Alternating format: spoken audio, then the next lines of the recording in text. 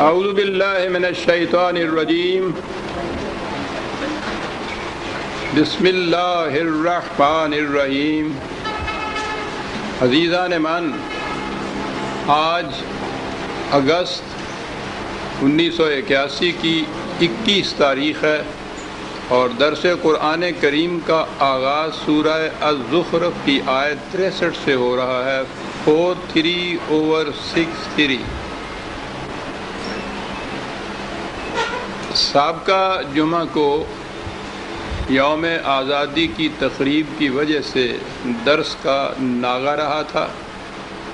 تجدید یادداشت کے لیے عرض کر دوں کہ اس میں آخری آیت یہ تھی جس میں حضرت عیسیٰ علیہ السلام کو علم للساعات کہا گیا تھا، اور میں نے یہ بتایا تھا کہ ساعت کا ترجمہ قیامت کر کے پھر یہ عقیدہ وضع کیا گیا کہ حضرت عیسیٰ علیہ السلام قرب قیامت کو آسمان سے نازل ہوں گے، اور پھر آگے وہ سارا قصہ امام مہدی آئیں گے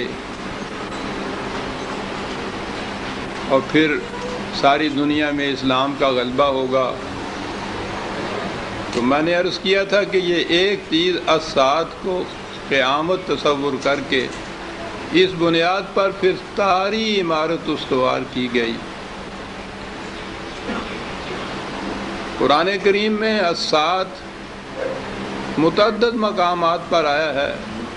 یہ ایک یک آنے والے انقلاب کے لیے یہ لفظ استعمال ہوتا ہے، اور قرآن میں تو یہ اس انقلاب عظیم کے لیے لفظ آیا ہے جو نبی اکرم صلی اللہ علیہ وسلم کے ہاتھوں رونما ہوا تھا۔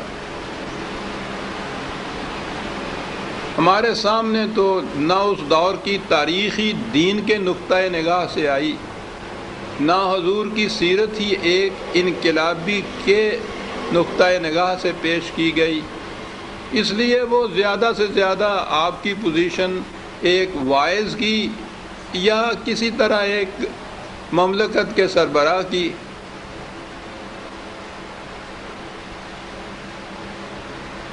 اور دین کی پوزیشن ایک مذہب کی جس میں پرستش، ورشپ، پوجا پاٹ، رسوم، شعائر، بس یہیں تک ہے سب کچھ آپ کے ہاں جو سامنے آتا ہے۔ مملکت بھی آتی ہے آپ کے ہاں تو وہ یہی دنیاوی مملکتیں، سلطنتیں جیسے ہوتی ہیں اس قسم کی ایک مملکت سامنے آ جاتی ہے، بس کچھ تھوڑے سے اخلاقی صفات ہیں جو بیان ہو جاتے ہیں۔ حضور کی صحیح پوزیشن اور اس انقلاب کا صحیح تصور سامنے آئے تو نظر آ جائے کہ دنیا کی تاریخ میں اتنا عظیم انقلاب کہیں اور نہیں آیا تھا۔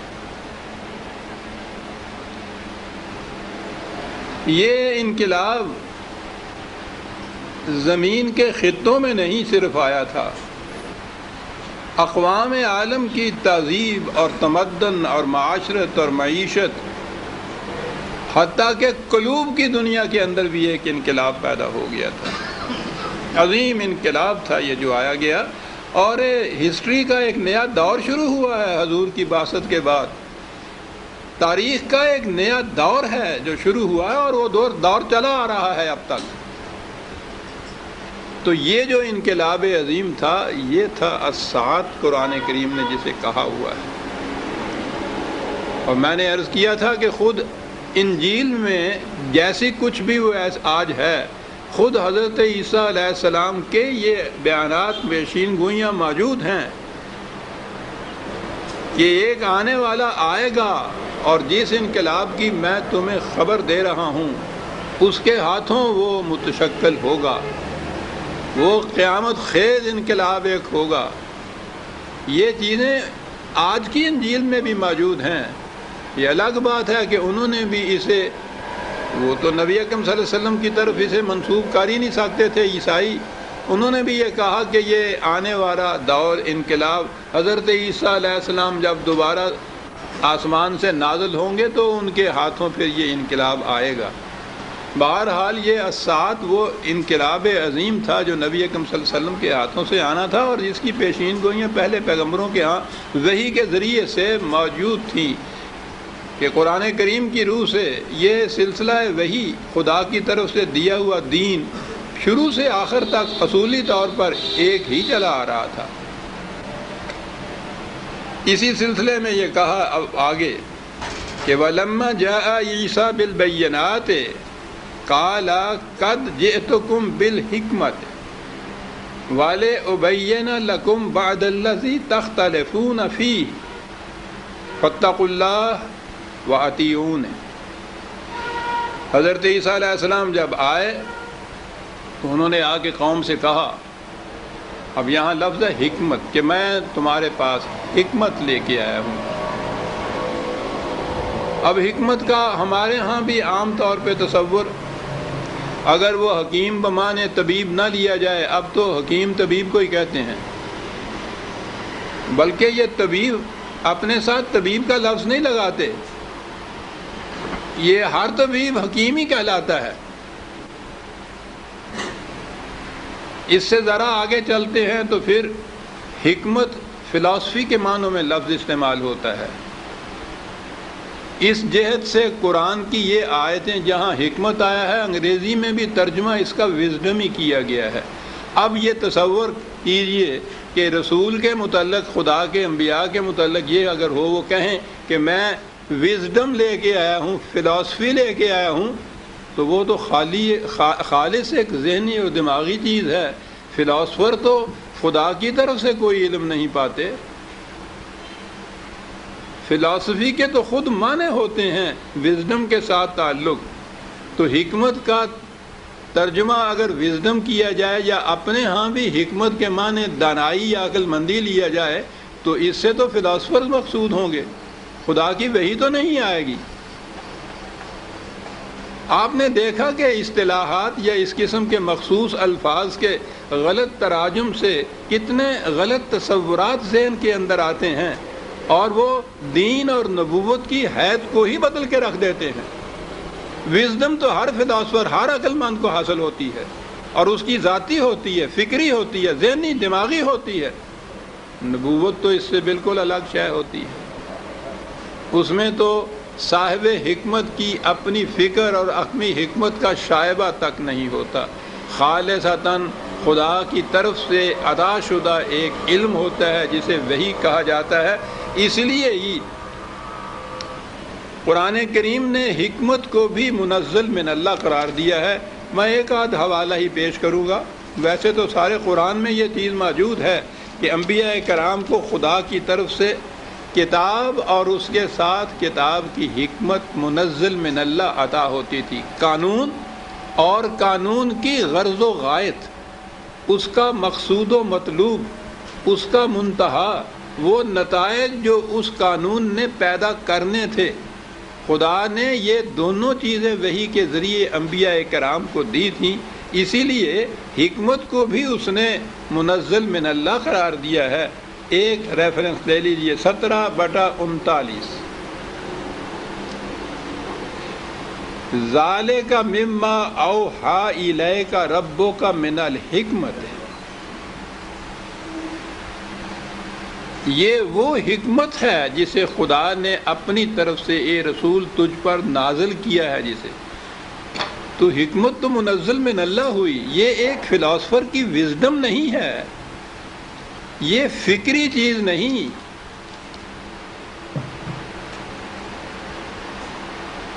یہ وہی ہے۔ تو جب ہم حکمت کا لفظ نبی یا نبی کی کتاب کے متعلق استعمال کریں گے تو یہ حکمت اس حکمت سے بالکل الگ، مختص، منفرد ہوگی جسے ہم ایک فلاسفر یا عام داناؤں کے سلسلے میں بیان کریں گے۔ اقبال نے اسی لیے حکمت کو دو حصوں میں تقسیم کر دیا تھا، ایک دانش برہانی، ایک دانش نورانی۔ انہیں تو اصطلاحات پہ بڑا بھوت۔ دانش برہانی تو وہ ہے کہ جو آرگومنٹس کی روح سے کسی نتیجے پہ پہنچتی ہے، برہان دلائل کو کہتے ہیں، اور یہ وہ وزڈم ہے جو عام دنیاوی فلاسفرز کے پاس ہوتی ہے۔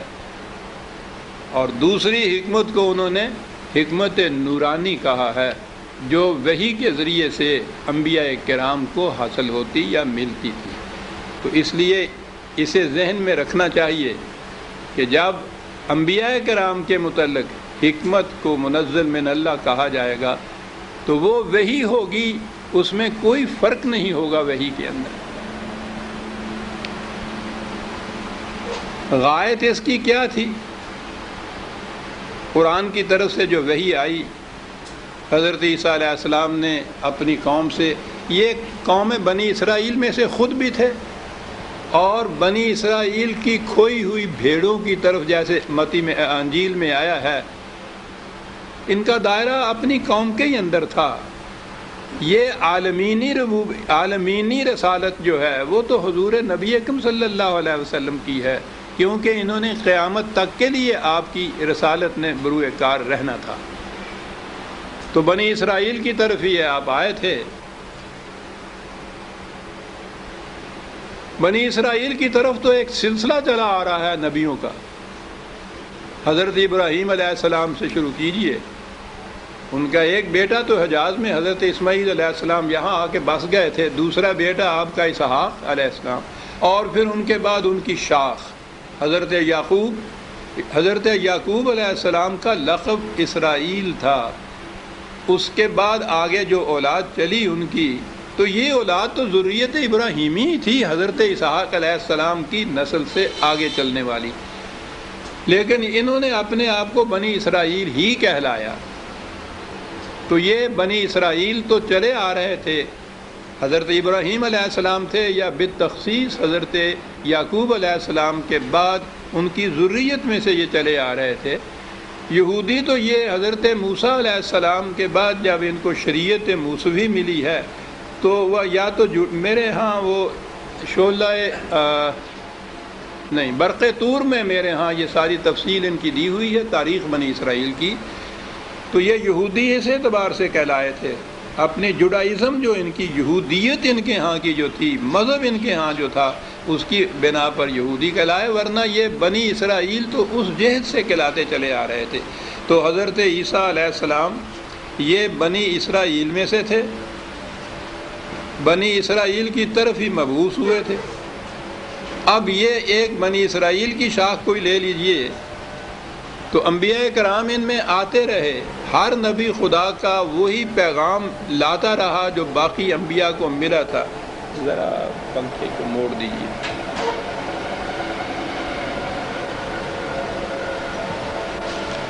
معاف رکھیے۔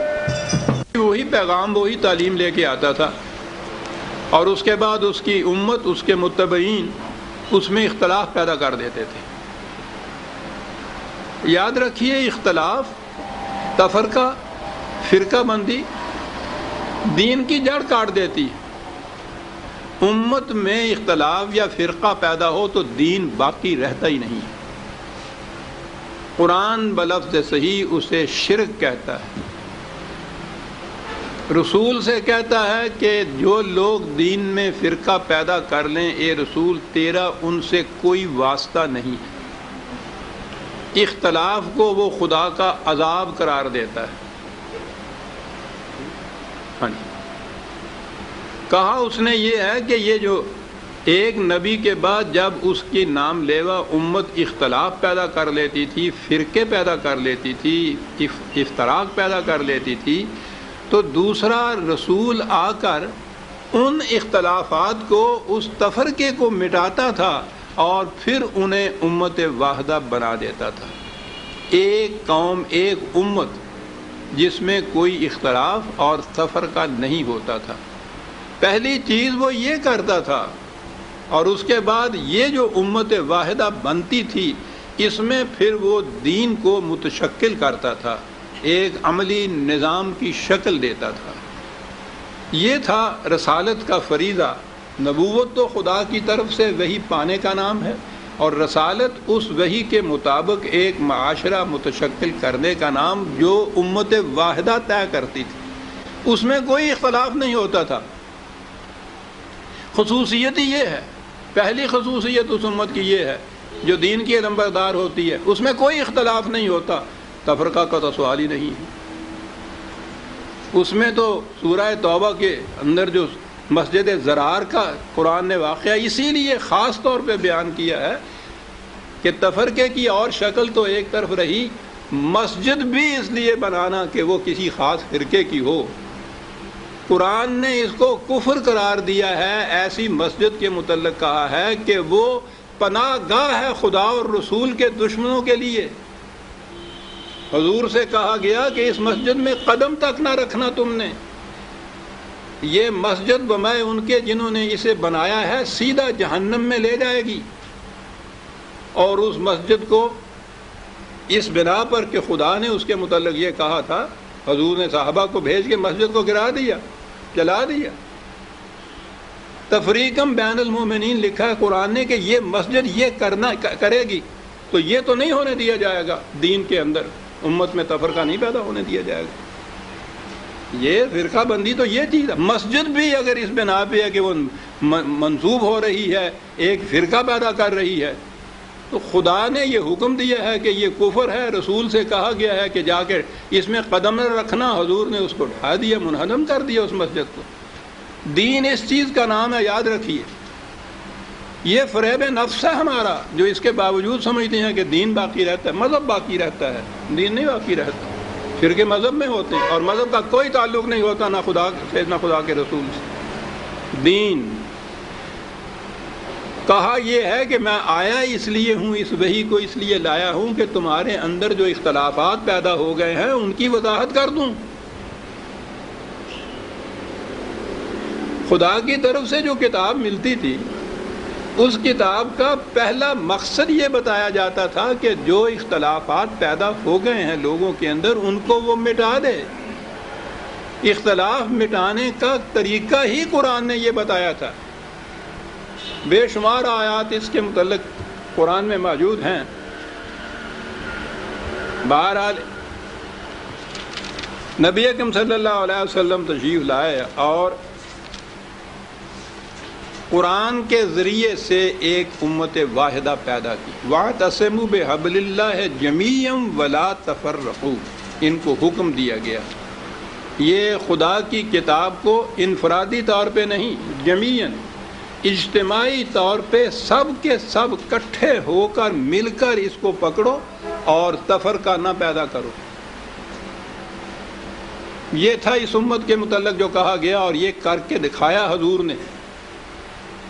اب یہ کہ کبھی کسی بات میں اگر تم میں اختلاف ہو جائے، ٹھیک ہے، آراء کا بھی اختلاف ہو سکتا ہے، اگر وہ اختلاف ہو جائے اور اس کو علی حالہ ہی رہنے دیا جائے تو وہ اختلاف تو بڑھ جائے گا، خلیج بڑھ جائے گی اختلاف کی، اس پہ تفرقہ پیدا ہو جائے گا، اس کو وہیں مٹا دیتا ہے قرآن۔ اب اختلاف اگر ہو جاتا ہے، ٹھیک ہے، کوئی مسئلہ سامنے آ گیا ہے، اختلاف آراء ہی سے ہی آپس میں ڈسکشن کے زمانے میں سے ہی اختلاف ہو جاتا ہے، کیسے اختلاف مٹے؟ 42/10 وَمَا اخْتَلَفْتُمْ فِيهِ مِنْ شَيْءٍ فَحُكْمُهُ إِلَى اللَّهِ ذَلِكُمُ اللَّهُ رَبِّي عَلَيْهِ تَوَكَّلْتُ وَإِلَيْهِ أُنِيبُ۔ اگر کسی معاملے میں تم میں کوئی اختلاف پیدا ہو جائے تو اس کا فیصلہ کتاب اللہ سے لیا جائے گا۔ یہ ایک محکم اصول قرآن نے بیان کر دیا، پختہ طریق بیان کر دیا اختلافات کو مٹانے کے لیے۔ اس کا فیصلہ جو ہے وہ کتاب اللہ کی طرف سے لیا جائے۔ اب اس کے بعد جناب وہ تو پوچھے نہیں کہ بھائی جب فرقہ بندی کو محکم رکھنا ہو تو کس کس قسم کے پھر ان کو دلائل کیا کہا جائے گا، حجتیں جنہوں کہندے ہو تسی کہ جی وہ قرآن کی طرف ہی آ گیا، قرآن کی تعبیر میں اختلاف ہو جائے گا تو پھر کیا کیا گیا؟ جی ہاں، قرآن نازل کرنے والے خدا نے یہ کہا تھا کہ اس کے منزل من اللہ ہونے کی ایک دلیل یہ بھی ہے کہ اس میں کوئی اختلافی بات ہے نہیں. قرآن اگر ایک کسی معاملے میں دو اختلافی باتیں بطور ان کے دیتا ہے تو وہ منزل من اللہ نہیں رہتا. من نہ کوئی پوچھنے والا نہ کوئی بات کرنے والا. پاپے گنڈے کی مشینری اتنی وسیع ان لوگوں کے پاس موجود ہے, کیا کہا جائے.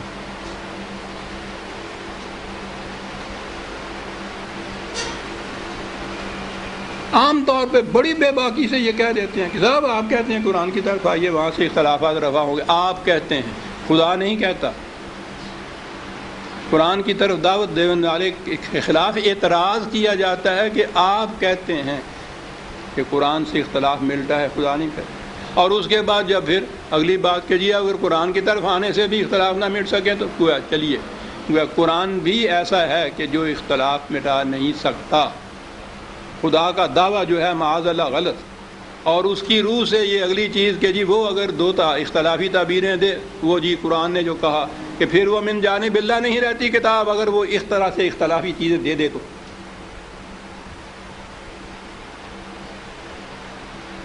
کس سے کہے جائے اور کیا کہا جائے. ابھی بات آ جاتی ہے. انہوں نے یہ بات کہی کہ میں اس لیے آیا ہوں, یہ وحی لایا ہوں کہ تمہاری اختلافات کو مٹا دوں.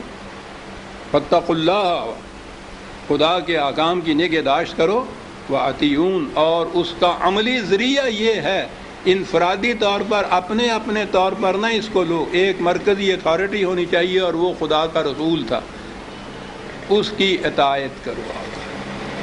تو عملاً بھی ایک وحدت پیدا ہو گئی. جب آپ ایک مرکز کی اطاعت کریں گے, ایک قانون کی اطاعت کریں گے تو اختلافات مٹ جائیں گے. چھوٹا سا بھی ایک قانون جب ہے کیپ ٹو دی لیفٹ, بائیں طرف چلو, تو آپ دیکھیے چونکہ ایک اتھارٹی موجود ہے مملکت کی, اس کا ایک قانون موجود ہے, اس میں کوئی اختلاف پیدا نہیں ہوتا. اختلاف پیدا ہوتا ہے جہاں ہڑبونگ مچتی ہے. امام کے پیچھے جو نماز پڑھی جاتی ہے اس میں کوئی اختلاف نہیں ہوتا, اس کی ایک آواز پہ اٹھتے ہیں, ایک آواز کے اوپر بیٹھتے ہیں اور لیٹتے ہیں, کوئی اختلاف نہیں ہوتا. اسی مسجد میں وہی نمازی جب وہ فرض کے بعد فرضوں کے بعد جب امام آگے نہیں رہتا باقی نماز پڑھتے ہیں, ساری مسجد اختلافات کا ایک منظر بن جاتی. کوئی کھڑا ہے, کوئی جھکا ہے, کوئی سجدے میں ہے, کوئی سلام پھیر رہا ہے, کوئی دعا مانگ رہا ہے, کوئی اٹھ کے جا رہا ہے, کوئی سامنے سے پھر رہا. وہی مسجد کا صحن جو اس سے پیشتر ایک جنت نگاہ تھا, باہمی اتفاق کا, باہمی ائتلاف کا, وہی مسجد, وہی نمازی انتشار و افتخار کا ایک نقشہ بن جاتے ہیں. کیا ہوا؟ ایک امام نہ رہا.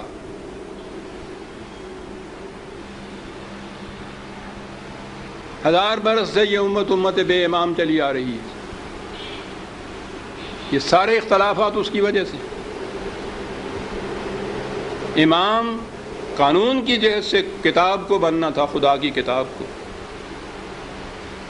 محسوس طور پر اسے خلافت کا مرکز جو تھا اسے بننا تھا, اس کا مرکز محسوس, اس کی اطاعت. کیپ ٹو دی لیفٹ کی اطاعت تو آپ کرتے ہیں کہ ایسا نہ کیا گیا تو وہ سپاہی پکڑ لے گا. اختلاف نہیں پیدا اس میں کرتے, لیکن یہی جو اس قانون کی یوں اطاعت کر کے آپس میں وحدت پیدا کرتے ہیں, یہی سارے جب مسجد میں چلے جاتے ہیں مختلف مسجدوں کے اندر تقسیم ہو جاتے ہیں. خدا کی عبادت میں اختلاف, مذہبیت کے اندر تفرقہ.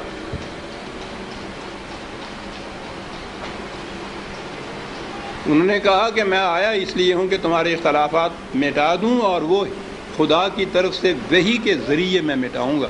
اور یہاں ہم نے ایک آیت کم از کم یہ دیکھی, 20 ہیں کہ قرآن خدا کی کتاب اسی لیے آیا ہے کہ تمہارے اختلافات مٹا دے, تم میں تفرقہ نہ پیدا ہونے دے. یہ ہوگا ان اللہ ہوا ربی و ربکم فاعبدوہ ھذا صراط مستقیم, یہ کہا انہوں نے. کہ یہ قانون جس کی عطایت سے وحدت پیدا ہوگی ہم میں، میرا بھی رب وہی ہے، تمہارا بھی رب وہی ہے، اسی کی محکومیت اختیار کرو، فاعبدوہ۔ جب آپ لا کی اوبیڈینس کریں گے، قانون کی اطاعت کریں گے، تو پھر اختلاف پیدا نہیں ہوگا۔ فاعبدون کے معنی یہ تھا، عبادت کے معنی محکومیت اختیار کرنا تھا خدا کی، تو محکومیت جب ایک قانون کی اختیار کی جائے گی اس میں تو اختلاف ہو نہیں سکے گا۔ لیکن یہاں جب یہ کچھ ہوا، عبادت کا ترجمہ پرستش کر لیا، اسی کی پرستش کرو، تو اب پرستش تو پھر ہر ایک اپنی اپنی نماز کے مطابق کرتا ہے۔ اس نے کہا تھا کہ مساجد صرف خدا کے لیے ہونی چاہیے، لا تدعوا مع اللہ الہ، اس کے ساتھ کوئی دوسرا الہ نہ ملا۔ یہاں کوئی مسجد بھی ایسی نہیں ہے جو اللہ کی مسجد ہو، یہاں ہر مسجد کے باہر لکھا ہوا ہوتا ہے مسجد غوثیہ، رضویہ، رضوانیہ، یہ ہوتا ہے اس کے اندر۔ کسی دوسرے اس جو اختلاف رکھے اس مسلک سے اس کو وہاں نماز نہیں پڑھنے دیتے۔ مسئلے ہیں ان کے یہاں کے کہ وہ نماز پڑھ لے تو مسجد اول تو اس کا فرش اکھیڑ دینا چاہیے، ورنہ دھو تو ضرور لینا چاہیے۔ نماز پڑھنے والا کوئی شرابی آگے کھڑا نہیں ہو گیا تھا۔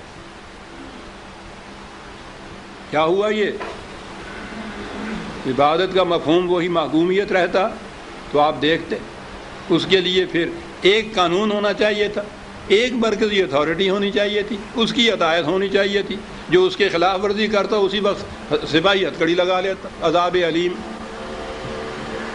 یہ بیچ میں سے گئی بات، دین بنا انفرادی مذہب، اب اس کے اندر ہر فرد کا مذہب الگ الگ ہے۔ ھذا صراط مستقیم، اس نے کہا تھا صراط مستقیم تو ایک ہی ہوتی ہے عزیزان نمان، پگڈنڈیاں تو مختلف ہو سکتی ہیں، شاہراہ ہائی وے جو ہے وہ تو ایک ہی ہوتی ہے۔ سارے قرآن میں صراط جو ہے وہ واحد ہے، سیدھا قائم راستہ جو ہے یہ ہے کہ اختلاف مٹ جائے۔ کہا اس کے بعد وہ تو یہ کہہ کے چلے گئے، اور جو ہوتا چلا آ رہا تھا فاختلف الاحزاب من بینہم، ان کی امت میں بھی آپس میں اختلاف پیدا کر دیا۔ فویل للذین ظلموا من عذاب یوم علیم، اب اس کے بعد ان کی تباہی آئے گی اس اختلاف کی وجہ سے۔ لیکن اس کے بعد تو پھر بھی ابھی وہ ایک گنجائش تھی ایک آنے والے کی، جس نے آ کر پھر اختلافات مٹانے تھے۔ اسی لیے کہا حل ینظرون الا الساعۃ، دیکھیے یہ الساعۃ یہاں آیا، یہ لوگ جو اتنا ان سے کچھ کہا گیا ہے کہ اختلافات باہمی انسانیت کو جہنم میں لے جاتے ہیں، اتفاق اور وحدت ہی وہ چیز ہے جس سے کہ انسانیت پرورش پاتی ہے، تباہ ہو جاؤ گے، لیکن وہ اس سے نہیں مانے۔ تو کہا کہ اب یہ اس انقلاب کا انتظار کر رہے ہیں در حقیقت، جو آئے گا اور پھر وہ یہ وحدت پیدا کرے گا۔ ان تاتیہم بغتۃ وہم لا یشعرون، ایسے بھی ہوتا ہے کہ یہ مگن رہیں اپنی اس حالت کے اندر اور کہیں گے او نہیں، کون ہے ہمیں الٹا دینے والا، کہ اس میں ورثہ ہے اتنا کہ اس جو ہماری روش زندگی ہے اس کے اندر کسی قسم کا اختلاف پیدا کر دے، کوئی نہیں کچھ کر سکتا۔ کہا کہ یہ اس ظام باطل میں، اس سیلف ڈیسیپشن میں، اس فریب نفس میں مبتلا، کہیں گے دیکھیں ہم لا یشعرون، کتنی بڑی بات کہی ہے قرآن نے، کہ اگر عقل و فکر اور شعور سے یہ کام لیں تو نظر آ جائے ان کو کہ تباہی آ رہی ہے ہماری، لیکن مذہب تو عقل و فکر سے کام لینے ہی نہیں دیتا، وہ تو جذبات پہ چلتا ہے۔ کلو عزم بما لدیہم فرحون، ایک امت کے کئی ٹکڑے کر دیے، ہر فرقہ مگن ہے اس بات میں کہ میں حق پر ہوں، باقی سب باطل پہ ہیں۔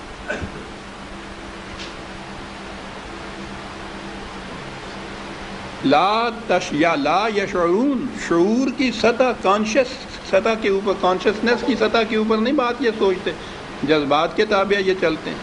وہ الساعۃ، اب دیکھیے وہی الساعۃ کا لفظ یہاں آ گیا کہ یہ کیا اس کا انتظار کرتے ہیں؟ ذرا سوچیے عزیزان مان، اگر یہ چیز جو یوں ہی لے گئی ہے کہ وہ قیامت اس کے بعد آ جائے گی، ساتھ کے معنی قیامت، پھر اس وقت یہ لوگ آئیں گے، انبیاء کرام یا آسمان سے نازل ہونے والے، یہ سب کچھ، یعنی اس وقت جس کے بعد نہ زمین رہنی ہے، نہ آسمان رہنا ہے، نہ پہاڑ رہنے ہیں، نہ انسان باقی یہاں رہنے ہیں، تو اس وقت انہوں نے آ کے اگر ان کے اختلافات مٹائے بھی تو کس کام کے؟ پس ازاں کے من نہ مانم بچے کار خواہی آمد، وہ پھر تو رہنا ہی نہیں کسی نے۔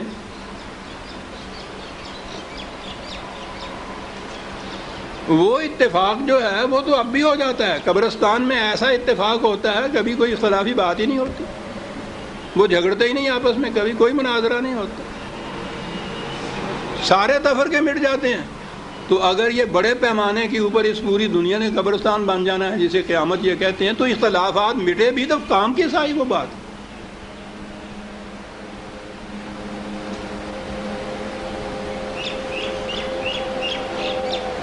بالا بم رسیدہ جانم تو بیا کے زندہ مانم، ابھی ہے اس کی توقع، سانس باقی ہے مجھ میں، تو آ جا تو مجھے زندگی مل جائے گی، پاس ازاں کے من نہ مانم بچے کار خواہی آمد، جب آخری سانس بھی میرا ختم ہو جائے گا، میں مر جاؤں، تو تیرا آنا میرے کس کام آئے گا؟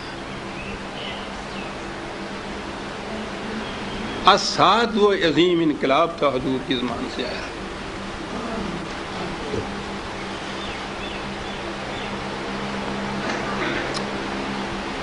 کیا بات، اس انقلاب عظیم کی کیفیت۔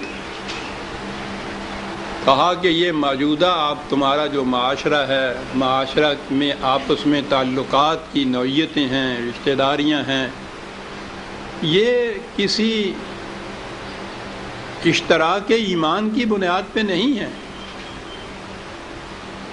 رشتہ داریوں میں تو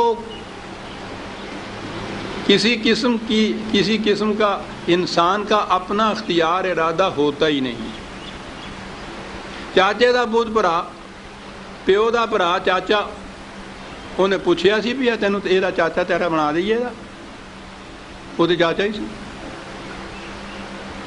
ہزار کہیے، آپ کہیے کہ نہیں صاحب میرا چاچا نہیں، وہ تو چچا ہے، وہ چچے کا بیٹا جو ہے وہ تو چچے کا بیٹا ہے،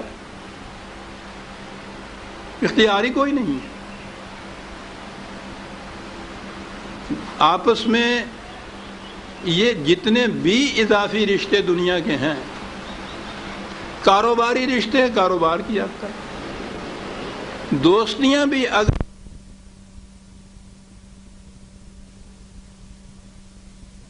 پر مبنی نہیں ہیں، الف بین قلوبکم قرآن کہتا ہے، تمہارے دلوں کو آپس میں جوڑ دیا۔ یہ جو تعلق ہے جسے آپ دوستی یا مودت کہہ لیں، یہ تو ایک ایسی چیز ہے کہ جب تک وہ آپ کا نظریہ زندگی، وہ ایمان جو ہے مشترک ہے دونوں میں، یہ تعلق قائم رہے گا۔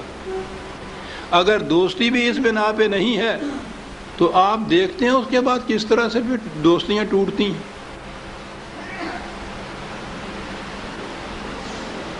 یعنی بعض اوقات تو وہ بڑی صحیح بات ہے، وہ پنجابی کی ایک بات آئی، میری لگ دی کسے نے نہ دیکھی تے ٹوٹ دی نو جگ ویکھدا، وہ ٹوٹن دے بعد تے وہ اس طرح نال باں باں کرتے پھر دے ایک دوسرے کے خلاف، اس سے کوئی دشمن بھی اتنی زیادہ ایک دوسرے کے خلاف مخالفت نہیں کرتا جتنے یہ دوست ایک دوسرے کے خلاف کرتے ہیں۔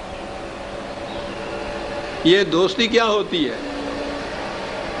بعض مفادات کے بنا پر، بعض تعلقات کی بنا پر، کچھ جذباتی طور پر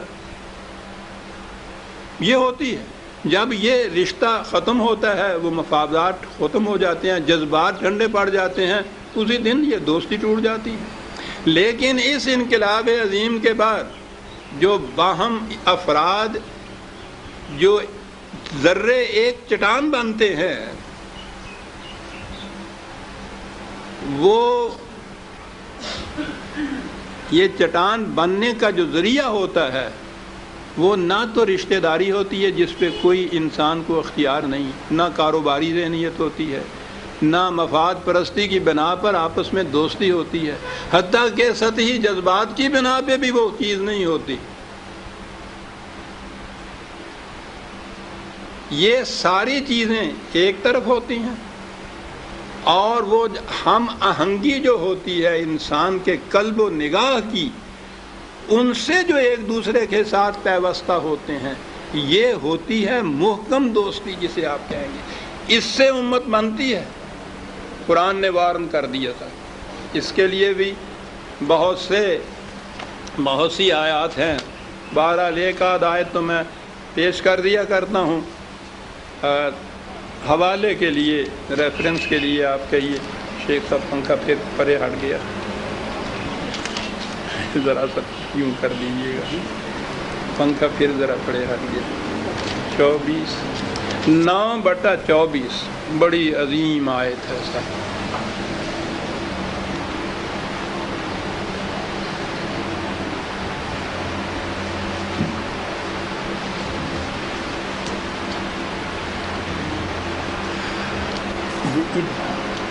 اور دنیا بھر کے تعلقات ایک طرف، یہ ایک تعلق جو ہے خدا کا ایک طرف۔ کیا کہا ہے اس نے؟ خوب کہتا تھا، زمانے بھر کے غم اور ایک تیرا غم، یہ غم ہوگا تو کوئی غم نہ ہوگا۔ زمانے بھر کے تعلقات کے وجود اور ایک یہ تعلق ہوگا، پھر کوئی تعلق اور نہیں رہے گا۔ قرآن کی آیت سنیے، خدا کرے کہ اتنی سی عربی تو آپ کہیں جان ہی لیں، ترجمے میں وہ بات کہاں آتی ہے؟ قل ان کان آباؤکم 9/24، قل ان کان آباؤکم و ابناؤکم و اخوانکم و ازواجکم و عشیرتکم وَأَمْوَالٌ اقْتَرَفْتُمُوهَا وَتِجَارَةٌ تَخْشَوْنَ كَسَادَهَا وَمَسَاكِنُ تَرْضَوْنَهَا۔ اللہ اکبر۔ کوئی چیز باقی رہتی ہے؟ اے رسول ان سے کہہ دو کہ جو ایک امت بننے کے لیے آئے ہیں، کہ اگر تمہارے ماں باپ، تمہاری اولاد، تمہارے بہن بھائی، تمہاری بیویاں اور خاوند، تمہارے اہل خاندان، تمہاری مال و دولت جو تم اس طرح سے حاصل کرتے ہو، تمہاری تجارت جس کے مندہ پڑنے سے ہر وقت تم خائف رہتے ہو، تمہارے یہ محلات جو تم نے بڑے چاؤ چونچلوں سے بنائے ہیں، جو تمہاری مرضیوں کے مطابق ہیں، یہ تمام چیزیں، یہ ساری چیزیں گنی گئیں۔ غور کیجئے، کوئی ایک چیز بھی باقی نہیں رہتی اس میں۔ یہ تمام چیزیں کہا کہ احب علیکم من اللہ و رسولہ و جہاد فی سبیلہ، اگر یہ چیزیں ان میں سے کوئی ایک چیز بھی تمہارے لیے خدا اور اس کے رسول اور اس کے راستے میں جہاد سے زیادہ عزیز اگر ہو گئی، ان میں سے کوئی ایک چیز بھی، فتربصوا حتی یاتی اللہ بامرہ، تو انتظار کرو تاں کہ خدا کا عذاب آ جائے تم پر۔ دیکھتے ہیں امت کس طرح سے بنتی ہے، یہ ذرے چٹان میں کیسے تبدیل ہوتے ہیں۔ ان میں سے کوئی ایک چیز بھی اگر اس کے راستے میں حائل ہو گئی، ایمان کی بنیادوں کے اوپر جو آپ کا رشتہ قائم ہوا ہے، اس کے راستے میں اگر ان میں سے کوئی ایک چیز بھی حائل ہو گئی، تو پھر اس کے بعد بڑی جامع بات ہے کہ ہم تفصیل سے کھول کے کیا بتائیں تمہیں۔ پھر اس کے بعد بس یہ سوچ لو کہ پھر ذرا انتظار کرو خدا کے فیصلے کا، جب وہ آیا کرتا ہے تو تم پوچھو نہیں کیا ہوا کرتا ہے۔ پھر اتنی بات تو ضرور ہے کہ واللہ لا یہدی القوم الفاسقین، یہ ایسا جو ان کی جو یہ ترجیحات ہیں، اگر ان میں سے کوئی چیز بھی غالب آ گئی اس جذبے کے اوپر، یہ فسق ہے، یہ ایسا کرنے والے فاسق ہیں، یہ لوگ کبھی سیدھے راستے پہ نہیں چل سکتے۔ ان میں سے ایک چیز بھی اگر غالب آ گئی تو یہ شہادت گاہ الفت میں قدم رکھنا ہے۔ لوگ آسان سمجھتے ہیں مسلمان ہونا، یہ تو ہر ایک کی طرف سے کٹ کے ایک کا ہو جانا ہے. انی وجہت وجہی للذی فطر السماوات والارض حنیفا وما انا رہ گئی رسم اذاں روح بلالی نہ رہی. ہر نماز سے پہلے جب نیت ہم کرتے ہیں عزیزان من تو یہ کہنا ضروری ہوتا ہے. کبھی نہیں سمجھتے کہ اس کے معنی کیا ہیں, کس نے یہ کہا تھا, کب کہا تھا, کیوں کہا تھا. نتیجہ اس کا یہ ہے, کہنے والا تھا وہ مورث اعلیٰ ہمارا حضرت ابراہیم علیہ السلام ہے, معمار کعبہ, جس کی ساری زندگی اس کی ایک عملی تفسیر ہے. باپ سے شروع ہوا ہے, اس سے کہہ دیا کہ اگر تو اللہ کا نہیں ہے تو میرا تیرے ساتھ کوئی واسطہ نہیں. بادشاہ سے کہہ دیا, اس کے نمرود جیسا بادشاہ عزیزان من نام سے تھرتھری آ جاتی ہے آج بھی. اس سے جا کے کہہ دیا کہ تیرا اختیار کیا اور تیری بادشاہت کیا لیے پھرتا ہے. پوری کی پوری قوم سے یہ کہہ دیا کہ تم تو تباہی کے جہنم میں جانے والے ہو, میں تم میں سے ہوں نہیں. اندازہ لگا لیجیے. اپنے ذہن میں, اپنے تصور میں یہ بات آئی کہ خدا کے راستے کے اوپر بیٹا بھی قربان کر دینا چاہیے, بیٹے تک کے لیے بھی تیار ہو گئے. یہ سارا کچھ کرنے کے بعد وہ خدا کا ایک گھر جسے کہتے ہیں وہ ایک قائم کیا, ایک مرکز قائم کیا توحید کے لیے.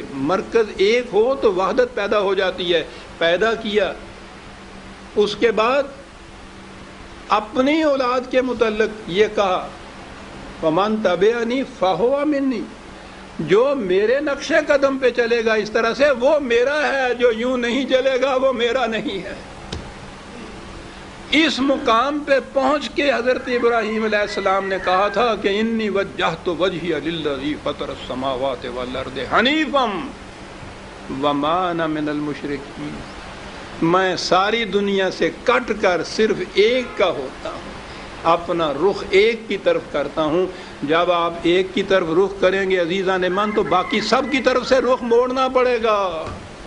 یہ ناممکنات میں سے ہے کہ اگر ایک کی طرف منہ کرے تو باقیوں کی طرف بھی آپ کا منہ ہو, پھر نہیں رہتا یہ چہرہ باقیوں کی طرف. وہ چہرے منافقت کے ہوتے ہیں جو لگائے جاتے ہیں اس طرح سے, وہ گتے کے چہرے کہ جو ہر طرف لگ سکتے ہیں.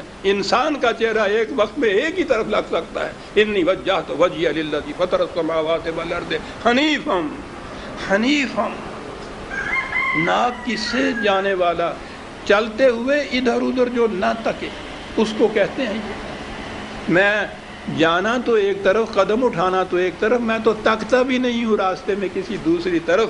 میں آیا تیری طرف, یہ پوزیشن اختیار کرتے ہوئے, یہ ہے میرا مسلک. میں تیری طرف آیا, اور جب یوں آتا ہوں میں تو پھر کہہ سکتا ہوں کہ میں مشرک نہیں ہوں. دیکھا مشرک کون نہیں ہوتا.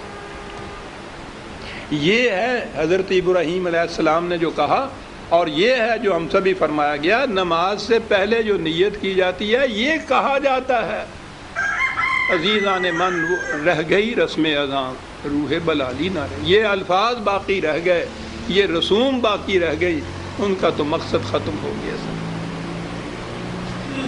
یہ جو زبان سے یہ کہہ رہا ہوتا ہے ساری دنیا کی طرف اس کا رخ ہوتا ہے, اس کی طرف نہیں ہوتا جس کے متعلق یہ دھوکہ دے رہا ہوتا ہے کہ میرا رخ تیری طرف ہے. اس کی طرف ہوتا ہی نہیں ہے.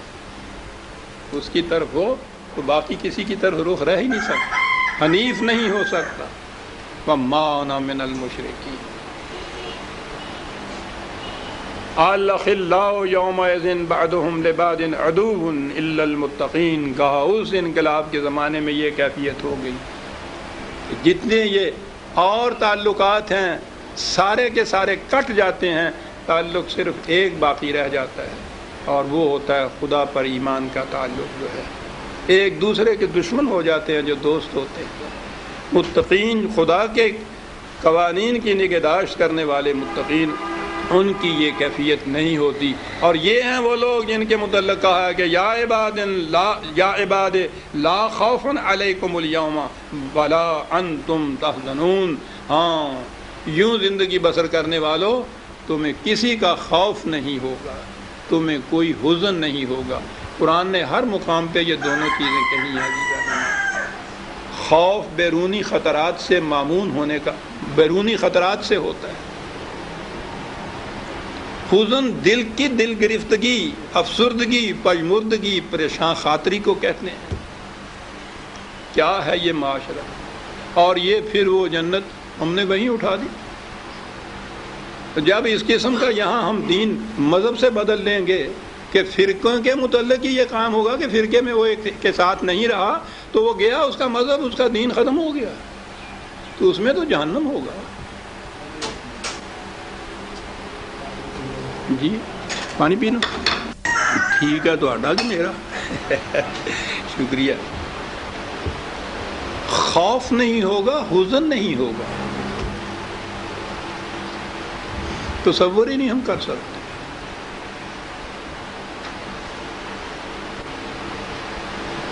زیادہ سے زیادہ کامیاب مملکت، سلطنت وہ ہوتی ہے جو اطمینان دلا دے کہ کوئی باہر کا حملہ آور، کوئی کسی قسم کا تم پہ خطرہ نہیں پیدا کر سکتا۔ ہم نے انتظامات کر لیے ہیں، ڈیفنس کے پورے انتظامات ہیں، جتنے یہ انتظامات باہر کے خطرے کو روکنے کے ہوتے ہیں اتنا ہی دل کا حزن بڑھتا چلا جاتا ہے اس ملک کے باشندوں کا۔ کوئی ایسا دل بھی نظر کہیں آتا ہے جس میں حزن نہ ہو کسی قسم کا عزیزان من۔ وہ یہ کرتا ہے بے لوث اخلاص کے پر مبنی دو افراد میں بھی عزیزان من اگر قلبی تعلق کی دوستی ہو جائے حزن مٹ جاتا ہے۔ قرآن نے کہا ہے کہ اس سے دلوں کے اندر وہ جو گلیلے بن جاتا ہے نا، ایک غلوں کا لفظ ہے قرآن میں، اس قسم کی چیزیں وہ پنجابی جو ساتھ وہ کہتے ہیں گلیلا بن گیا ہوگا، گلیلا وٹیا، وہ جو اس طرح سے مٹی کا وہ جو وہ کمان میں رکھ کے وہ چلاتے ہیں، وہ اتنا سخت ہوتا ہے، اتنا گول ہوتا ہے، ٹوٹتا ہی نہیں۔ یہ چیز ہوتی ہے دلوں کے اندر ایک دوسرے کے خلاف اگر کچھ رکھا ہوا ہو تو وہ ہوتا ہے غل، جسے قرآن کہتا ہے کہ جنتی معاشرے کی پہلی سمبل نشانی یہ ہوگی کہ ان کے قلوب میں ایک دوسرے کے خلاف وہ گلیلا وٹیا ہے کوئی نہیں ہوئے گا، وہ ٹوٹ جائیں گے، راز ایک جیسے ہو جاتے ہیں، تبل السرائر، کوئی راز بھی ایک دوسرے کا مخفی نہیں پھر رہتا اس کے اندر۔ اگر راز الگ ہوں تو راز الگ ہوتے ہیں نا، جب غرض ایک ہو جائے، مقصد ایک ہو جائے تو پھر تو راز آپس میں رہتا ہی نہیں ہے، پھر تو راز رکھنے والا منافق ہوتا ہے۔ یہ ہے وہ الذین آمنوا بآیاتنا وکانوا مسلمین۔ شرط یہ بتائی وہ جو ہمارے قوانین کی صداقت پر یقین رکھتے ہیں، آمنو یہ تو ہو گیا، ایمان ہو گیا، وہ اتنی شرط ہی نہیں ہے، یہ تو ہے اس چیز کی صداقت کو ایکسیپٹ کر دینا۔ ہاں صاحب میں مانتا ہوں، یہ صحیح بات ہے، میں مانتا ہوں کہ قانون اس مملکت کا یہ ہے کیپ ٹو دی لیفٹ، یہ تو ماننا ہے صرف۔ وَقَانُوا مُسْلِمِينَ، اس کے مطابق پھر وہ عمل کرتے ہیں۔ اب اگر آپ یہ کہتے رہیں کہ قانون ٹھیک ہے، میں مانتا ہوں کیپ ٹو دی لیفٹ، اور چلے وہ رائٹ کی طرف، اور عام طور پہ وہاں جو چوراہے کے اوپر دور سے دیکھتے ہیں کہ اگر تو وہ لال پگڑی والا ہے تو پھر تو آپ کیپ ٹو دی لیفٹ، پھر تو آپ مسلم ہوتے ہیں، اور نظر آئے پہ وہ نہیں ہے تو شوں یوں جاتے ہیں۔ آمنو تو اس وقت بھی آپ ہوتے ہیں، وہ تمہیں پتہ ہے کیپ ٹو دی لیفٹ قانون ہے، کہتا مجھے پتہ ہے، تو آمنو تو ہو گیا۔ کون سی چیز نہیں ہوئی؟ وَقَانُوا مُسْلِمِينَ، یہ مسلم نہیں رہا۔ دونوں شرطیں ہیں اس جنت میں جانے کے لیے، دونوں شرطیں، قانون کی صداقت پر یقین اور اس پر عمل۔ پھر اب ہمارے ہاں الذین آمنوا تو ہو گیا بھی، ہر مسلمان کے گھر میں پیدا ہونے والا بچہ پیدائشی مومن ہوتا ہے، وہ الذین آمنوا تو یہ ہو گیا۔ وَقَانُوا مُسْلِمِينَ، مسلمان نام رکھ دیا، دونوں شرطیں پوری ہو گئیں۔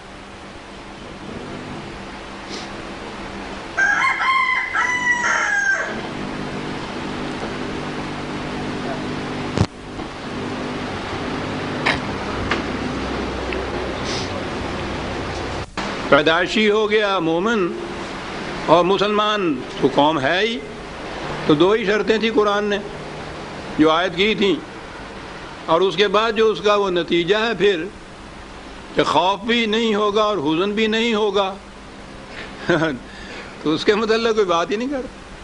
ٹھیک ہے جی. یہ ہیں وہ دو شرطیں پوری کرنے کے بعد ادخلوا الجنۃ انتم وازواجکم تحبرون. میں نے یہ عرض کیا ہوا ہے مرنے کے بعد کی زندگی، وہاں کی جنت وہاں کی جہنم، اس پر ہمارا ایمان ہے، بنیادی شرط ہے ایمان کی. لیکن ایک چیز ہے، جب دین مذہب میں بدل جاتا ہے تو یہ ساری چیزیں جنت جہنم والی باتیں قیامت تک اٹھا رکھتے ہیں ہم، اس دنیا سے ان کا واسطہ نہیں رہتا. اور دین میں یہ چیز یہیں سے شروع ہو جاتی ہے اور مسلسل آگے چلتی ہے. جنتی معاشرہ یہاں قائم ہوتا ہے، جہنم کی آگ کے شعلے یہاں بھڑکتے ہیں. وہ شعلے باہر نہیں نظر آتے. نار اللہ الموقدۃ التی تطلع علی الافئدہ، آگ کے اس جہنم کی آگ کے شعلے جو دلوں کو لپیٹ لیتے ہیں. کیوں عزیزان من، ہے نا یہ جہنم موجود آپ کے، اس کے لیے انتظار کرنا پڑے گا قیامت کا آپ کو. یہ ٹھیک ہے، میں یہ نہیں اب بتا سکتا کہ جسے جنت قرآن نے کہا ہے اس کی بھی کچھ بات کر دوں. جہنم کی بات تو یہ کی جا سکتی ہے نا. اسی دنیا کے اندر وہ معاشرہ قائم ہوتا ہے.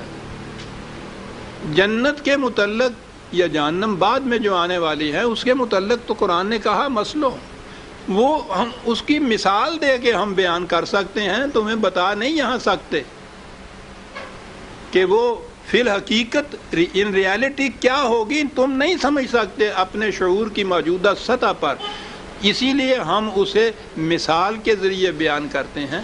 لیکن اس دنیا کے اندر جو جنت، اس معاشرے کی روح سے جنت یہاں قائم ہوتی ہے، وہ تو دکھائی جا سکتی ہے. دکھائی تھی نبی اکرم صلی اللہ علیہ وسلم والذین معہ نے، وہ جنت قائم کر کے یہاں سے، یہی وہی جنت یہاں تھی. اس سے پہلے کہ جہنم کا نقشہ بھی موجود ہے اور اس کے بعد اس جنت کا نقشہ بھی ہمارے سامنے موجود ہے. ادخلوا الجنۃ انتم وازواجکم تحبرون، تم اور تمہارے رفقا. یہ ازواج ہمارے ہاں تو ترجمہ زوج بیوی ہوتا ہے نا، صرف قرآن کریم میں رفقا کو کہتے ہیں، ہم آہنگ ساتھ چلنے والے جو ہیں وہ ہوتے ہیں، تم اور تمہارے ساتھی. اب یہ انفرادی نہ رہی، میں دوسری جگہ بیان کروں گا. سورہ زمر شاید آگے ابھی آتی ہے، یہ آ گئی تھی، وہ گروہ در گروہ آ چکی تھی. یہ انفرادی چیز نہیں ہے، یہ اجتماعی چیز ہے. ادخلوا عبادی وادخلوا جنتی، یہ ہے میرے بندوں کے ساتھ مل جا اور جنت میں داخل ہو جا، قرآن کہتا ہے. تو ازواجکم کے مارے یہی ہے. اب یہ لفظ ہے یہاں تحبرون، حبر عربی زبان میں ہر خوش آئند چیز کو کہتے ہیں، اور لغت کی روح سے اس کے معنی اچھی موسیقی بھی ہے. لیکن وہ چیزیں جتنی بھی ہمارے ہاں کی مذہبی پیشوائیت نے حرام قرار دی ہوئی ہیں، ان کا تو ذکر کرنا بھی حرام ہو جاتا ہے صاحب. یہ کہنا کہ موسیقی ہی اس کا ترجمہ ہو سکتا ہے، تو اس پہ تو فوراً قدغن لگ جاتی ہے. لیکن مشکل یہ ہے کہ اتنی چیز پہ تو لگاتے ہیں. آگے جو ہے یطاف علیہم بصحاف من ذہب واکواب، کہ وہاں یہ طباق، تشتریاں، پلیٹس، گلاس، پیالے، یہ سونے کے ہوں گے. اب اس پہ نہیں یہ حضرات آتے کہ سونا اور چاندی تو تم یہاں حرام قرار دیتے ہو، تو جنت میں تو یہ بھی ہے. آگے حریر و اطلس بھی ہے جنت میں، یہاں یہ ریشمی لباس جو ہے اس کو بھی حرام قرار دیتے ہیں مردوں کے لیے. تو اب یہ چیزیں جو یہاں تم اس طرح حرام قرار دیتے ہو، جنت میں وہ قرآن بیان کرتا ہے کہ یہی ہوگا. اب مشکل یہ ہے کہ قرآن میں کہیں بھی یہ نہیں آیا کہ وہاں کاٹن کا بھی کوئی ہوگا وہاں لباس، کہ چلو ہم وہی لے لیں اپنے لیے. وہاں تو ہوگا ہی ہے. عجیب بات ہے عزیزان من، کوئی سوچتا نہیں ہے کہ بات جو میں نے پچھلی دفعہ لکھا تھا، سوچا کرو عزیزہ، سوچا کرو۔ پیمفلٹ بھی آ گیا، شیخ صاحب کہتے ہیں اس میرے مقالہ کا پیمفلٹ بھی آ گیا ہے باہر اسپتال سے۔ سوچا کرو، ایک ہی بات ہے عزیزان من۔ یعنی اسی آیت میں یحبرون کا میں نے یہ کہا کہ اس کے معنی موسیقی بھی ہیں، تو پوچھو نہیں کیا شور مچنا ہی تھا۔ موسیقی کے سمجھنے کے لیے ایک حص لطیف کی ضرورت ہوتی ہے، جنہیں وہ حص نصیب نہیں ہوتی، بجائے اس کے کہ اپنی محرومی کا افسوس کریں، وہ کبا چاہتا بھی سارے کبے ہو جائیں۔ انہیں کہا موسیقی کو حرام قرار دو، ہمارا وید ہی نہیں کھلے گا کہ ان کو اس کی اپریسیشن ہی نہیں آتی۔ وہ کیا شور میں کہہ گیا ہے وہ فیض کہ جناب شیخ سے میں کا جواز کیا پوچھیں کہ چاندنی کو بھی حضرت حرام کہتے ہیں۔ یہ عزیزان مان وہ جنتی معاشرہ جس کے اندر قرآن کی حدود کے اندر رہتے ہوئے ان چیزوں کو استعمال کیا جائے گا، اس سے یہ چیزیں حلال ہوتی ہیں۔ وہ حدود ٹوٹ جائیں تو پھر تو عزیزان من روٹی کا ایک لقمہ بھی حرام ہو جاتا ہے۔ اقوام ہاں، اور سنیے جنت کے اندر کیا ہوگا۔ وَفِيهَا مَا تَشْتَهِيهِ الْأَنفُسُ وَتَلَذُّ الْأَعْيُنُ۔ کہا تفصیل میں جانے کی کیا ضرورت ہے، جو تم چاہو گے ملے گا۔ آپ کو یاد ہے وہ آیت میں ہمیشہ اس کے بعد پڑھا کر، دوسرے مقام پہ ہے، جو تم چاہو گے، جو تمہاری آرزو ہوگی وہ پوری ہوگی۔ وَلَدَيْنَا مَزِيدٌ، غالباً 50/35، جو تمہاری خواہش ہوگی وہ پوری ہوگی، اور ہمارے پاس اس سے بھی کچھ زیادہ ہوگا دینے کے لیے۔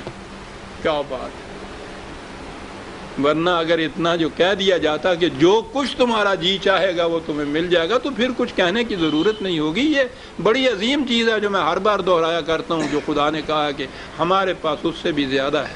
کہنے کی بات وہی ہے کہ تم کیا اور تمہاری خواہشیں اور آرزویں کیا بڑی محدود ہوتی ہیں۔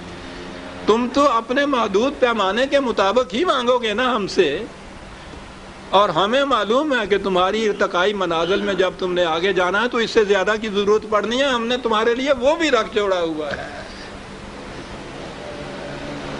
بچہ تو مٹی کے گھوڑے سے، کھلونے سے، ٹین کے موٹر سائیکل سے خوش ہو جاتا ہے، وہ تو لے دیتا ہے باپ اس کو کہ وہی خوش ہوگا، لیکن ساری زندگی کے لیے وہ ٹین کا موٹر سائیکل نہیں اس کے لیے رکھتا، وہ سچ مچ کی موٹر بھی اس کے لیے رکھتا ہے کہ بیٹا میں تمہارے لیے اس سے زیادہ کچھ بنا رہا ہوں۔ کیا بات ہے اس دینے والے کا کہ ہماری مانگ اور ہماری آرزوؤں تک محدود نہیں رکھا۔ کہا تم نہیں جانتے کہ تمہیں اور کیا ضرورت پڑے گی بڑے ہو کر، وہ بھی ہمارے پاس ہے۔ وہ تلذ الاعین، یہ چیز جو ہے جنت نگاہ ہونا کسی چیز کا، بڑی چیز۔ پہلی چیز جو اپریسیشن کی اور تسکین کی ہوتی ہے وہ تو نگاہ سے ہوتی ہے، نگاہ کی لذت۔ لیکن آپ دیکھیے بار بار قرآن یہ کہتا ہے، پہلے تو میں وہ ایک آیت حوالے کے لیے دے دوں جس میں قرآن نے کہا ہے کہ سارے وہاں کی جنت کے بیانات سارے تمثیلی ہیں۔ مثالی طور پہ ہم نے کہا ہے 13/35، مثل الجنت التی وعد المتقون، متقیوں کے لیے جو وہاں کی جنت کا وعدہ ہم نے کیا ہے اس کی مثال یوں سمجھو، اور پھر اس کے بعد سب کچھ کہا ہے۔ تجری من تحتها الانہار اکلها دائم وذل، پانی بہ رہے ہیں درختوں کے نیچے، پھلدار درخت ایسے ہیں جو پھل کبھی ختم ہی نہیں ہوتا، نہ ان کا سایہ ختم ہوگا نہ ان کے پھل ختم ہوں گے۔ مثل الجنت، مثال اس کی یہ، اور اتنا ہی نہیں ہے بلکہ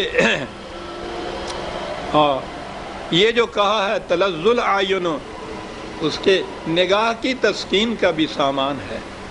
جنت نگاہ اقبال غالب نے جو اصطلاح وضع کی تھی بڑی خوبصورت ہے. جنت یہاں سے ہی اس نے لیا ہے، اور تلذ العینہ سے جنت نگاہ، اور فردوس گوشت تو اس نے تحبرون سے لیا ہے نا. فردوس گوشت جنت نگاہ. اور یہ جو قرآن نے کہا ہے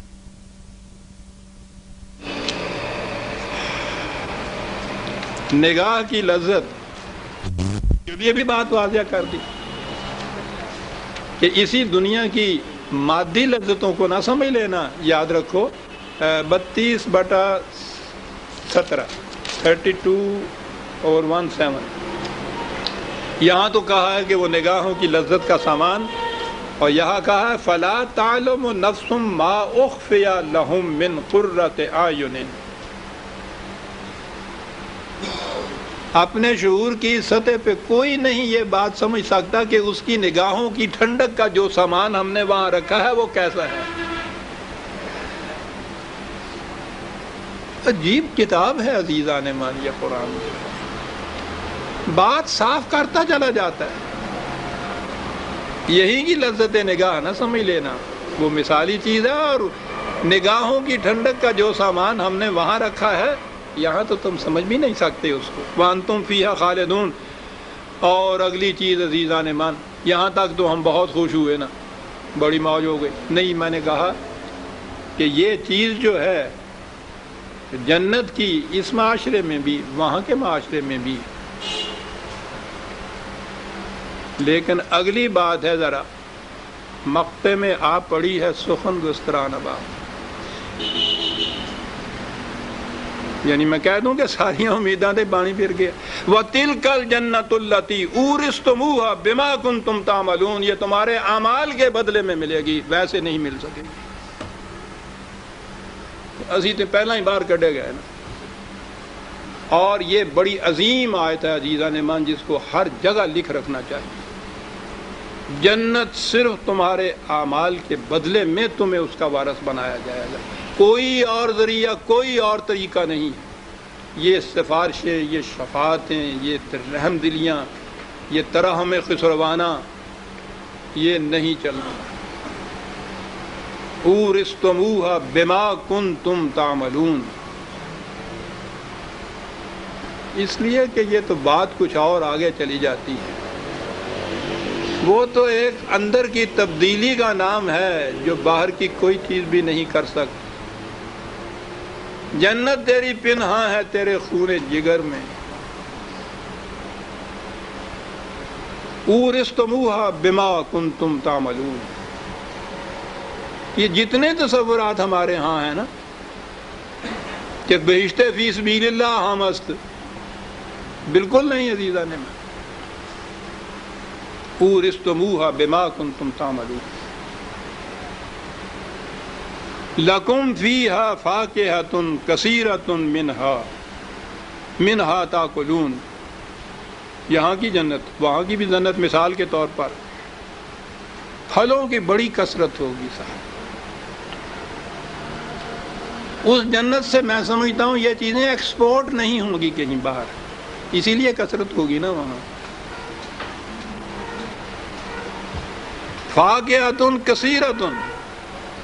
اور ان کے متعلق پھر دوسرے مقام پہ یہ بھی کہا ہے لا مقطوعۃ ولا ممنوعۃ 50/33. نہ تو انٹرپشن ہوگی اس درمیان میں، اور ایک چیز ہے لا کوئی منع نہیں کرے گا تمہیں کہ یہ کیوں توڑتے ہو پھل. کوئی منع نہیں کرے گا.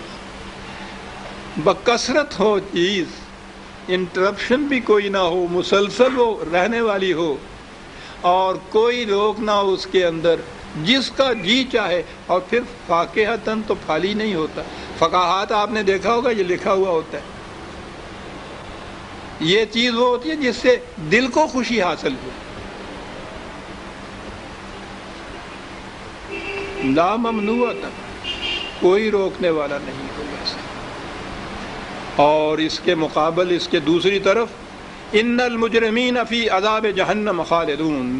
مجرم جہنم کے عذاب میں ہوں گے. عجیب بات درمیان میں یہ آ گئی، مجرم کا لفظ جو یہاں آیا، پھلوں کا ذکر آ رہا تھا، درختوں، پھلدار درختوں کا، جھکی ہوئی ٹہنیوں کا، دانیتن قرآن نے بھی کہا ہے، اتنی جھکی ہوئی کہ تمہارے ہاتھ ہی وہاں تک پہنچ جائیں، اوپر بھی نہ چڑھنا پڑے، دانیتن قریب لا ممنوعتن، کوئی نہ روکنے والا۔ اور اس کے بعد مجرم جہنم میں، عربی زبان میں بنیادی طور پہ جرمہ یا جرم کہتے ہیں دوسروں کے درخت کی شاخ کو کاٹ کے لے جانا، بنیادی طور پہ یہ جرم تھا ان کے ہاں، دوسروں کے ہاں کے پھلدار درخت کو کاٹ کے لے جانا۔ تفصیل اس نقطے کی آپ خود دیکھ لیجیے گا، یہ ہے جرم۔ مجرمین جہنم کے عذاب میں، لا یفتر عنہم وہم فیہ مبلسون، عذاب میں تخفیف نہیں ہوگی۔ اور ایک لفظ عزیزان من، عذاب کی شدت، انتہا جہاں ہو گئی دل کانپ جاتا ہے۔ کہا عذاب کی انتہا یہ ہے کہ تم مایوس ہو جاؤ گے،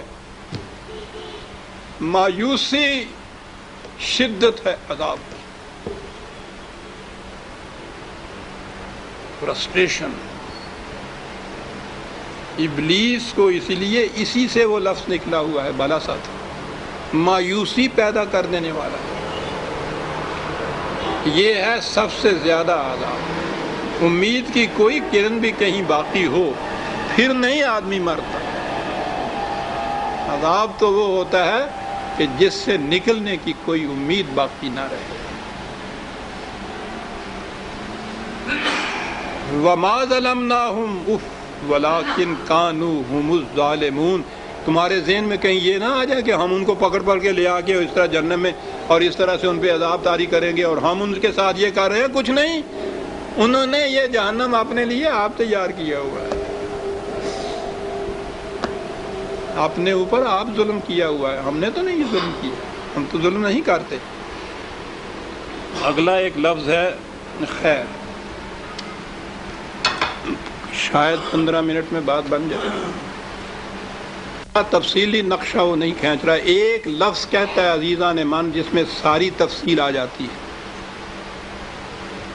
وَنَادَوْا يَا مَالِكُ لِيَقْضِ عَلَيْنَا رَبُّكَ، جہنم کے دروغے کو اس نے مالک کہا۔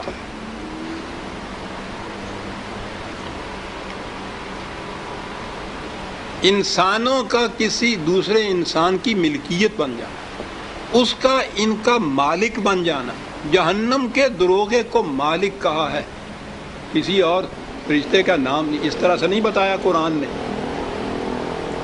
یہ ہے جہنم، انسانوں کا دوسرے انسانوں کی ملکیت میں آ جانا، ان کی ملک ہو جانا، یہ ان کا مالک ہو جائے، ان کا ماسٹر ہو جائے۔ کوشش کروں گا کچھ بات آگے بن جائے۔ تو قرآن کریم نے عزیزان من ملکیت جو ہے کسی انسان کی دوسرے انسان کے اوپر، میں عرض کروں یہ ملکیت اس معنی میں نہ لو جیسے مکان کی ملکیت، جائیداد کی ملکیت ہوتی ہے، یہ خارجی اشیاء ہیں، ان کے اوپر تو تصرف، ان کی ملکیت، پوزیشن، پراپرٹی اس کا ہونا اور بات ہے۔ انسان کا دوسرے انسان کی اس طرح ملکیت بن جانا کس طرح، قرآن نے بتایا ہے، اور وہیں سے سمجھ میں بات آ جاتی ہے کہ وہ کہتا کیا ہے جب کہتا ہے کہ کوئی انسان دوسرے انسان کا مالک نہیں ہو سکتا۔ 36/71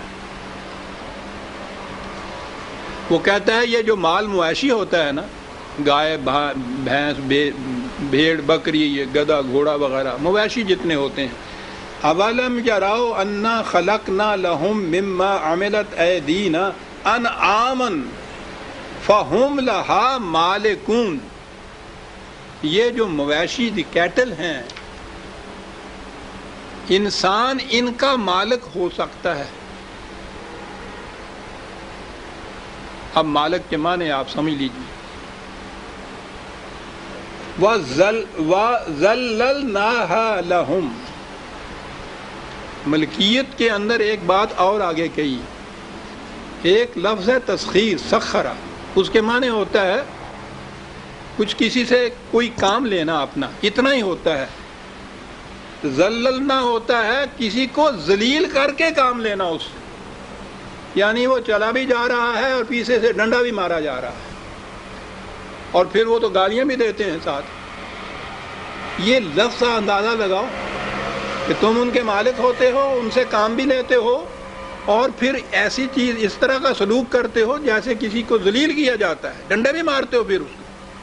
اور پھر ملکیت کے اندر کیا کیا چیزیں ہیں، فَمِنْهَا رُكُوبُهُمْ، ان پہ سواری بھی کرتے ہو، وَمِنْهَا يَأْكُلُونَ، کھا بھی جاتے ہو ان کو، وَلَهُمْ فِيهَا مَنَافِعٌ، طرح طرح کے منافع ان سے حاصل کرتے ہو تم۔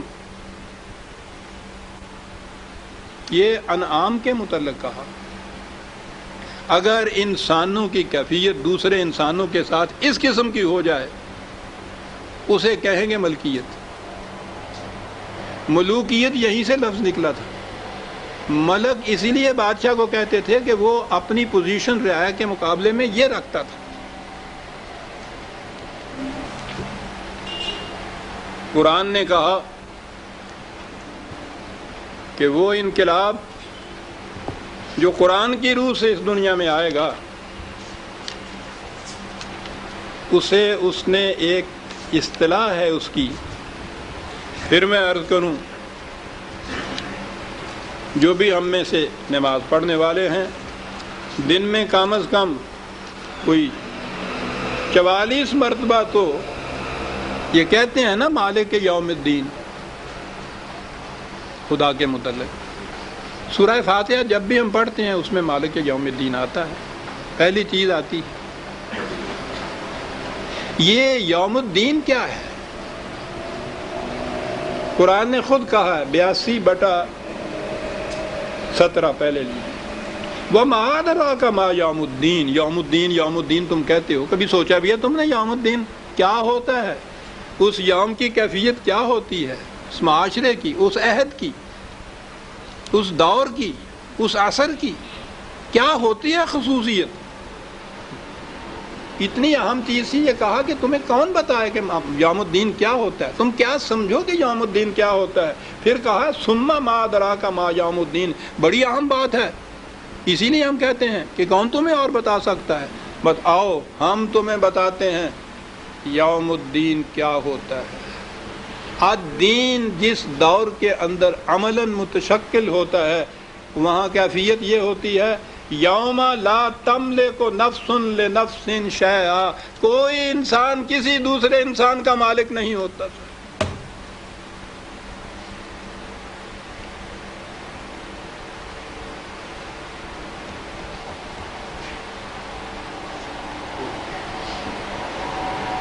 پھر معاشرہ کیسے قائم رہتا ہے؟ انارکی پھیلتی ہے؟ کہتا نہیں، والامر یومئذ للہ، اس دور میں حکومت صرف خدا کی ہوتی ہے، اور خدا کی حکومت کی عملی سمبل یا نشان یہ ہے کہ کوئی انسان کسی دوسرے انسان کا مالک نہیں ہوتا۔ مالک مویشیوں کے ہوتے ہیں، انسان حیوانوں کے مالک ہوتے ہیں، انسانوں کے نہیں ہو سکتے، اس لیے کہ وَلَقَدْ كَرَّمْنَا بَنِي آدم، ہر انسان کو ہم نے واجب التکریم پیدا کیا ہے، تو کوئی انسان دوسرے انسان کا مالک کیا ہے؟ اس نے کہا کون مالک ہو سکتا ہے؟ 30 پارے ختم کرنے کے بعد قرآن کریم کی آخری اناؤنسمنٹ، قل یا ایھا الناس، قل اعوذ برب الناس، اعلان کیا الناس کا رب، سامان نشو و نما بہم پہنچانے والا، یہ خصوصیت ہے اس کی۔ الحمدللہ رب العالمین سے بات شروع کی، رب الناس سے جا کے بات ختم کی، قل اعوذ برب الناس ملک الناس، اس کو حق حاصل ہے کہ انسانوں کا مالک بنے، اپنے حکم کے تابع ان کو چلائے، اسے حق حاصل ہے، اور یوں یہ الہ الناس بنتا ہے، معبود اور پرستیدہ نہیں، کہ جس کی پرستش کی جائے صاحب اقتدار رب الناس بننے کے بعد ملک الناس بنتا ہے، پھر الہ الناس بنتا ہے، اور وہی صرف بنتا ہے۔ کسی انسان کا وہ یہ دعویٰ نہیں باندھتا کہ انا ربکم الاعلی، یہ تو فرعون کا دعویٰ ہے۔ رزق اس کے قوانین کے تابع ہر فرد کو ملتا ہے، تو ملک یا مالک جسے آپ کہتے ہیں وہ تو خدا کے سوا کوئی ہو ہی نہیں سکتا، یعنی وہ کیفیت انسان اور انسان کی جو انسان اور حیوان کی آپس میں رشتہ ہے، دیکھا قرآن نے خود واضح کر دیا۔ کوئی شائبہ بھی ایسا اگر آ جائے انسان اور انسان میں جو انسان اور حیوان میں ہوتا ہے تو وہ ملوکیت ہوگی عزیزان من، اور ملوکیت ہی تو حرام ہے قرآن میں۔ وَالْأَمْرُ يَوْمَئِذٍ لِلَّهِ، حکم صرف خدا کے قانون کا چلے گا۔ یا مالکو لِيَقْضِ عَلَيْنَا رَبُّكَ،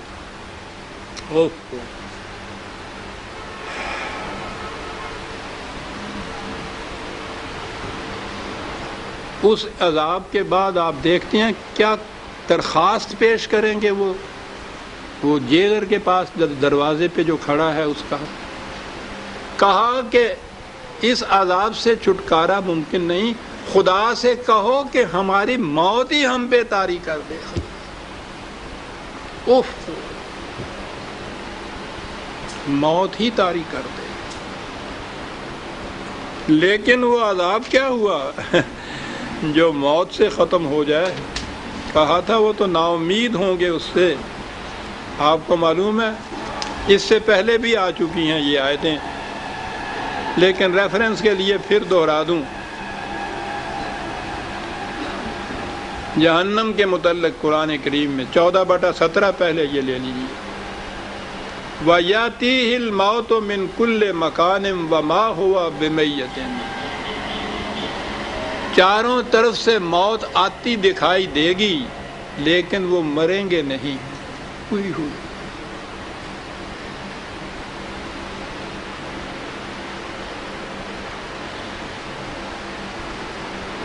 اس کیفیت کو آپ سمجھ سکتے ہیں عزیزان من، مریں گے نہیں، موت 14/17 موت آتی دکھائی دے گی۔ دوسری جگہ ہے 27/13 87/13،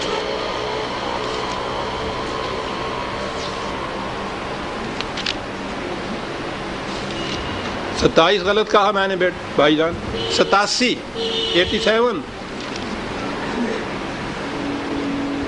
87/13،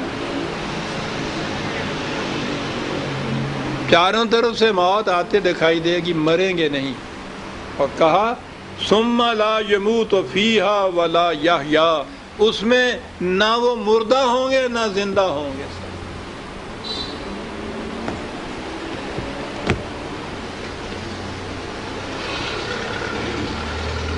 اب اس کی تفصیل کیا بیان کی جائے گی؟ ہزار حیف نہ بینی قیامت موجود۔ اقبال کہتا ہے کہ یہ تم اس کی داستان سرگزشتیں تو بیان کرو گے کہ قیامت میں جہنم ہوگا، یہ ہوگا، یہ نہیں دیکھو گے کہ تم خود اس جہنم کے اندر کھڑے ہو۔ انکم ماکثون، تمہیں تو رہنا ہوگا، اس لیے کہ لقد جئناکم بالحق ولکن اکثرکم للحق کارہون، تمہارے پاس الحق آ چکا تھا، تم نے اس الحق سے نفرت برتی، کراہت برتی، سرکشی نہیں، نفرت برتی۔ پہلی قوموں کے پاس تو الحق آیا، کسی طرح سے اس کے بعد وہ الحق محفوظ نہ رہا، پھر دوسرے پیغمبر کے آنے کی ضرورت پڑی کہ وہ پھر اصلی الحق کو اس قوم کو دے۔ عزیزان من، ہم کہاں جا سکتے ہیں؟ ہمارا چھٹکارا کہاں ہوگا؟ الحق آیا اور الحق قیامت تک کے لیے محفوظ رکھ دیا گیا، قرآن محفوظ کر دیا گیا، اسی لیے حضور کے بعد کسی دوسرے نبی کی ضرورت نہیں، کہ وہ تو آتا تھا الحق کو اپنی اوریجنل فارم میں دینے کے لیے، وہ تو اوریجنل فارم میں موجود ہے۔ کہا یہ گیا ہے ان جہنم والوں سے کہ تمہارے پاس الحق تھا نا، پھر اس پہ چلے تم الحق پہ، اس سے تو تمہارے دل میں کبیدگی پیدا ہو جاتی تھی، اور آپ چلا رہے ہو کہ اس جہنم کے اندر سے کسی طرح سے نکلا جائے۔ ہم نے تو یہ جہنم طاری نہیں کی ہے۔ الحق سے کبیدگی اور سرکشی اور نفرت کا نتیجہ خود ہے یہ للحق کے کارہون۔